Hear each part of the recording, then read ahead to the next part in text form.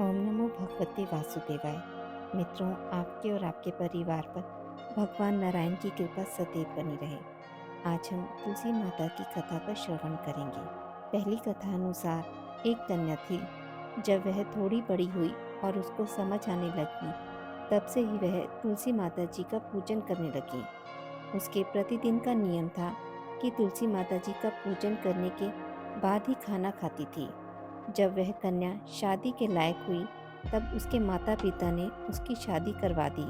कन्या को उसके माता पिता ने दहेज में एक तुलसी का गमला दिया। ससुराल में वह प्रतिदिन सवेरे उठते ही पूजा करती, फिर उसके बाद ही खाना खाने बैठती थी। उसकी दो जेठानियाँ थीं, वो दोनों उसका मजाक उड़ाती थी कि बड़ी नियम धर्म वाली बनती है। उन दोनों को उससे बहुत ईर्ष्या होती थी, इसलिए वो दोनों तुलसी माता का गमला छुपा देती।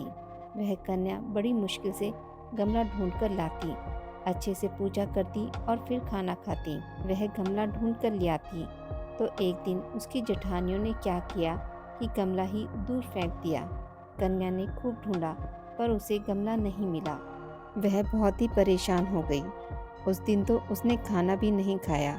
उसका नियम जो था, उस कन्या की सच्ची भक्ति देखकर तुलसी माता उससे बहुत प्रसन्न हो गई और उसके कमरे में तुलसी माता का गमला प्रकट हो गया। अगले दिन सुबह जब वह उठी, तो क्या देखती है कि उसके खाट के चारों कोनों पर तुलसी माता का गमला आ गया है। यह देखकर वह तो बहुत प्रसन्न हो गई कि अब मेरी तुलसी माता को कोई चुरा नहीं सकेगा। पूजन करने के लिए भी कहीं और जाना नहीं पड़ेगा और कोई मेरी तुलसी माता को फेंक भी नहीं सकेगा।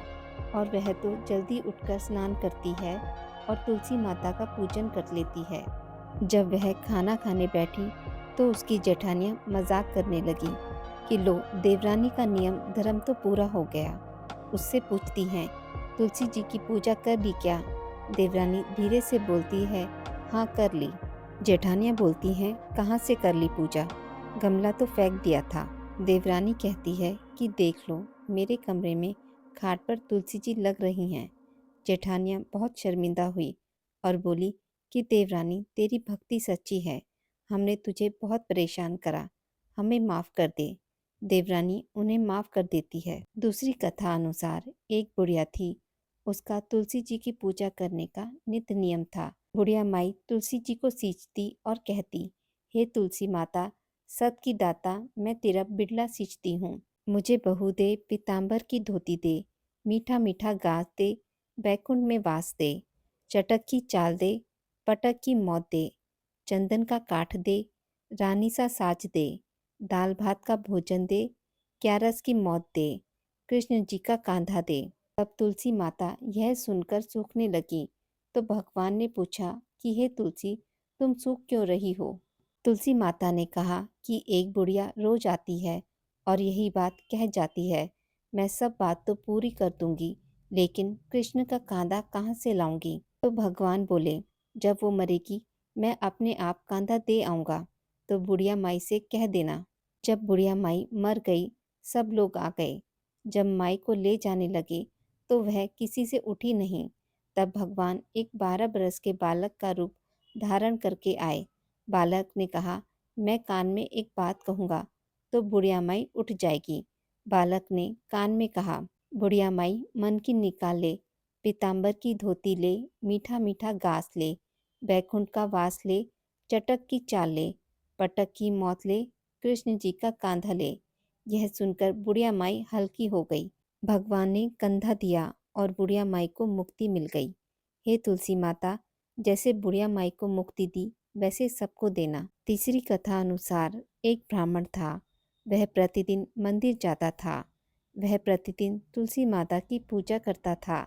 वह तुलसी माता से प्रतिदिन प्रार्थना करता था, हे तुलसी महारानी, मेरे आनंद करना। तुलसी माता ने सोचा कि यह ब्राह्मण तो बहुत सीधा है और गरीब है और प्रतिदिन मेरी पूजा करता है। मैं इसके लिए कुछ ना कुछ करना चाहती हूँ। तो तुलसी महारानी एक कन्या का रूप बनाकर बैठ गई और उस ब्राह्मण को बोला कि ब्राह्मण, मैं तेरे घर आना चाहती हूँ। ब्राह्मण ने सोचा कि 6 लड़कियाँ तो मेरे पहले से ही हैं और 7 लड़कियों का मैं कैसे पालन पोषण करूँगा, लड़कियों की शादी कैसे कराऊँगा। मेरे पास तो कुछ ऐसा भी नहीं है। यह वह विचार करके वह बहुत परेशान रहने लगा। उसको तो खाना भी नहीं भा रहा था। उसकी औरत ने कहा कि क्या बात है, आजकल बहुत दुखी दुखी रहने लगे हो।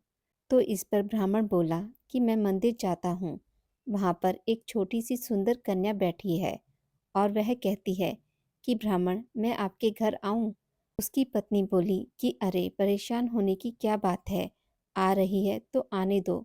ब्राह्मण बोला कि पहले से अपने 6 लड़कियां तो हैं ही, उनकी भी अपने को शादी करवानी है। तो इस पर ब्राह्मणी बोली कि अरे, ये तो कोई बात नहीं है, अपनी 6 लड़कियों की शादी करवाएंगे तो वैसे ही 7वीं की भी करवा देंगे। अपनी सातों लड़कियों की शादी साथ में करवा देंगे।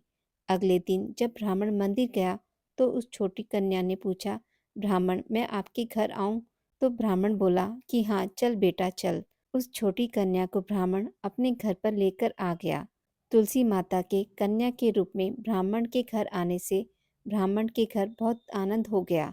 घर में लक्ष्मी जी की बारिश हो गई। जब ब्राह्मण सातों कन्याओं की शादी के लिए वर ढूंढने जाने लगा तो छोटी कन्या ने कहा कि मेरे लिए तो शालिग्राम जी के मंदिर में जाकर शालिग्राम जी को बोलना कि बारात लेकर आएं और मेरी 6 बहनों की तुम्हारी इच्छा से वर ढूंढ लेना। तुलसी महारानी की मेहरबानी से उसके तो सब जेवर कपड़ा सब तैयार हो गया और अच्छी धूमधाम से उनकी शादी हो गई। और उस ब्राह्मण पर तुलसी माता खूब टूटी। हे तुलसी माता, जैसी कृपा आपने ब्राह्मण पे की वैसी सभी पर करना। कहानी कहने वाले, सुनने वाले और हुंकारा भरने वाले पर भी करना। आज की इस वीडियो में बस इतना ही। मित्रों, आपको यह कथा अच्छी लगी हो तो मेरे वीडियो को लाइक और शेयर ज़रूर करें और पूजा पाठ से जुड़ी जानकारी के लिए मेरे चैनल को सब्सक्राइब करना ना भूलें। धन्यवाद।